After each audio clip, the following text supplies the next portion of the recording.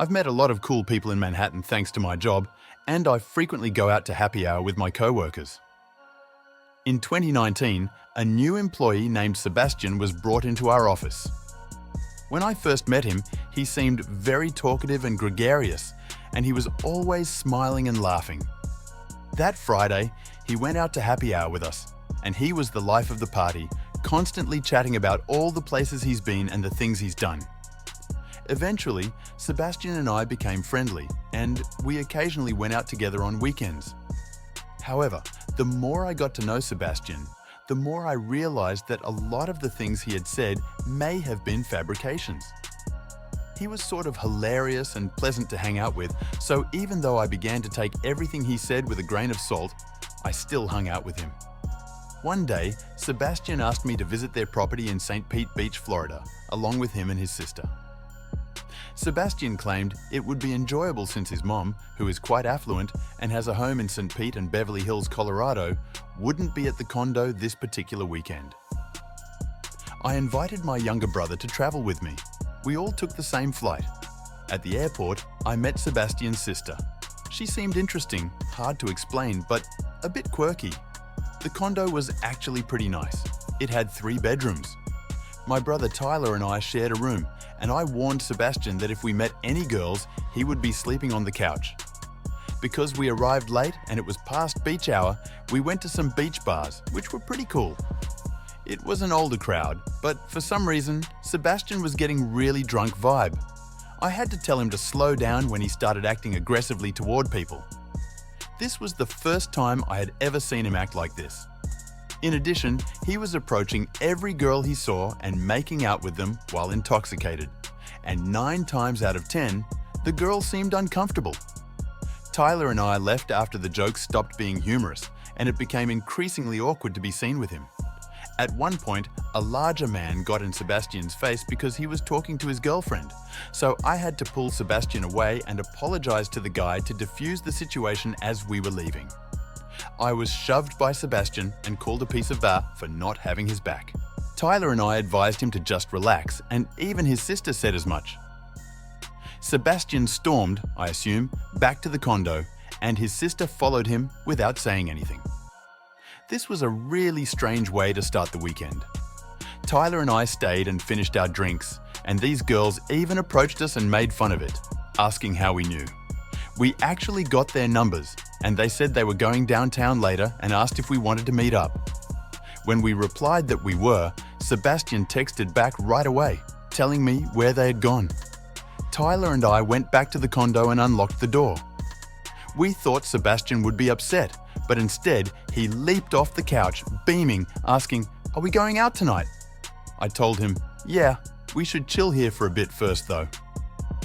Then I told them about the number of girls we had, and he asked, "How many girls?" His smile vanished. Tyler then, for some reason, told him that the girls had approached us after he left, asking, "How do we know you?" I believe he was trying to playfully rip on him a little, but it was a mistake. I was beginning to get the vibes from both of them. Sebastian stormed into his room and slammed the door shut. I realized he must be severely bipolar or something. I whispered to his sister, "Is he always like this?" And she responded, "What?" in a very standoffish way. Never mind. This was really uncomfortable. I was hoping Sebastian would get better tomorrow. Tyler and I chilled in our room for a little while. Sebastian never came out. I went over and knocked on the door and asked if he wanted to come out with us. He didn't answer, so we eventually Ubered without them to meet those 2 girls at some big clubby bar as I was getting drunker. Sebastian started blowing up my phone with things like, "Where are you? How could you just leave me here? Your stuff is going in the street. Don't come back. I don't know why I invited you here." I showed Tyler and the girls, and everyone was concerned. Something was wrong with Sebastian, and he was showing it now. As much fun as we were having with the girls, we had to Uber back to the condo before Sebastian really did something stupid when we got back. Sebastian was just sitting on the couch alone looking at the wall. I asked if he was okay. He looked at me, then looked away and said, "Yeah, I hope you had fun." Then he got up and went to his room and shut the door, whatever we went to bed. Tyler and I just stayed up talking to each other for like half an hour about Sebastian and about life in general. Then suddenly, we heard footsteps on the wood floor outside. We stopped talking. Footsteps came over to the door, then stopped. We both heard it. I spoke up to Tyler on the top bunk. I whispered to Tyler that Sebastian was right outside the door. He responded, "I know, he must have had his ear up to the door or something listening to us." We didn't say anything, and after a full 5 minutes, we heard his footsteps walk away from the door. I wanted to see who he was talking to, so I crept over to the door and opened it.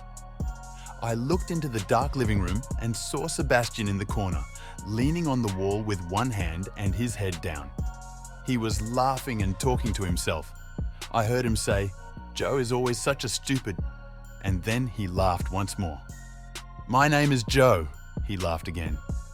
"You close the door quietly and go back to the bottom bunk." I told him we should go to a hotel tomorrow morning and he agreed. We tried to sleep, but the talking and laughing outside continued for another 10 or 15 minutes. Finally, we heard footsteps outside the door again, stop for a minute, then go to his room, and finally we felt comfortable going to sleep. By this point, I was shot, and I fell asleep fairly quickly, but I woke up knowing that something had woken me up. I looked at the door and saw Sebastian standing there. I jumped and said, "Yo, what are you doing?"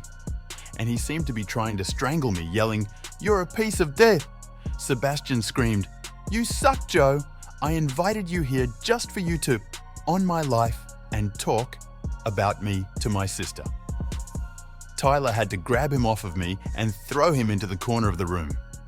I tried to calm him down and explain, but there was no reasoning with crazy. We packed our bags and took an Uber to a hotel where we stayed until Sunday before flying home. I saw Sebastian in the office for the next few weeks, but he never spoke to me or looked at me. Eventually, he transferred to a different office, most likely due to me. At first, Sebastian came off as calm and regular, but deep down, he was a sick, wounded guy. And the night we spent at his apartment scared the living daylights out of me.